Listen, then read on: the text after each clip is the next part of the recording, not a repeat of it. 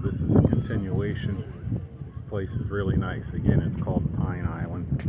The waters are pretty shallow, as you can see. I'll show you here.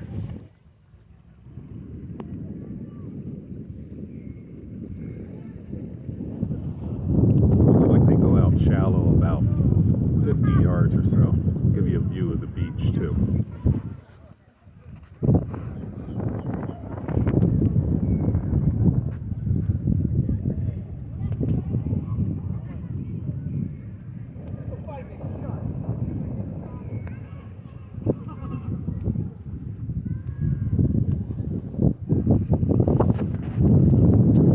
Really nice place down in Florida to come just to chill out. I'm real close to it, so I'll spend a lot of time here this summer, that's for sure.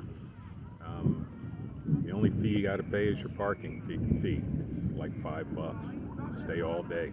Come early in the morning and just stay all day. It's really nice. But the waters are real calm. It's just really nice.